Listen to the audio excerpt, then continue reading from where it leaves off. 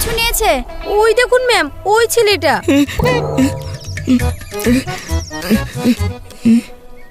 আমি মেয়ে। আসসালামু আলাইকুম।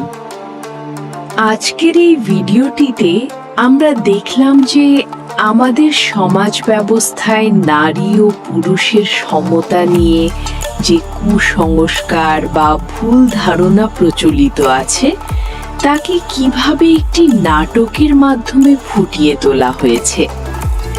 ভিডিওটির মূল উপজীব্য বিষয় ছিল মেয়েদের সব ক্ষেত্রে পিছিয়ে রাখা এবং তাদের প্রতি অবজ্ঞার দৃষ্টিভঙ্গি।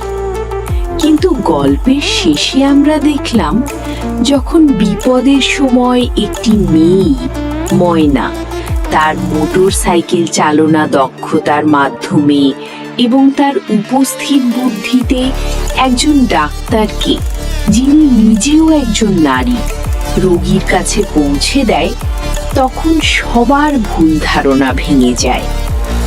আগামী পর্বে যা ঘটতে পারে: 1. পারিবারিক ও সামাজিক দৃষ্টিভঙ্গির পরিবর্তন। ভিডিওর শেষ ভাগে আমরা দেখেছি পরিবারের প্রধানরা তাদের ভুল বুঝতে পেরেছেন।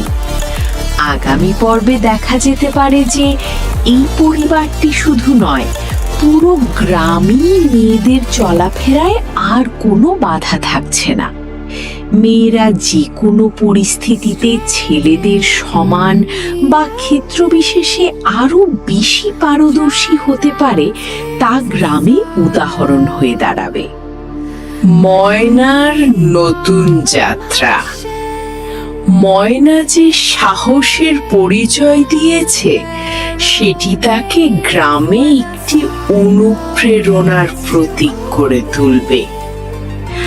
আগামী পর্বে হয়তো দেখা যাবে ময়না অন্যদেরও মোটর সাইকেল চালানো বা বিপদকালীন দক্ষতাগুলো শেখাতে এগিয়ে এসেছে।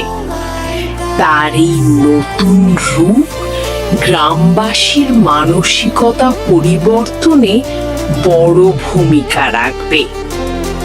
নারী ও পুরুষের বন্ধন।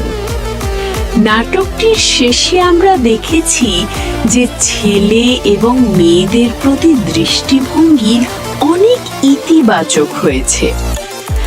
আগামী পর্বে এই সমতা কেবল কথার মধ্যে সীমাবদ্ধ না থেকে দৈনন্দিন কাজের প্রতিটি ক্ষেত্রে, যেমন ঘরোয়া কাজে ছেলের অংশগ্রহণ এবং বাইরের কাজে মেয়েরা কিভাবে একে অপরকে সাহায্য করছে, তা খুব সুন্দরভাবে উঠে আসতে পারে। নতুন কোনো চ্যালেঞ্জ। কোনো শিক্ষামূলক বা সচেতনতামূলক নাটকের পরবর্তী অংশে প্রায়ই দেখা যায় যে পুরনো কোনো চরিত্র নতুন কোনো চ্যালেঞ্জ নিয়ে আসে।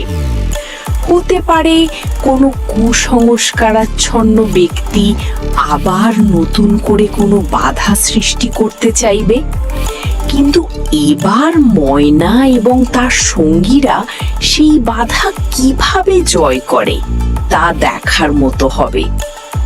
আপডেট কখন হবে?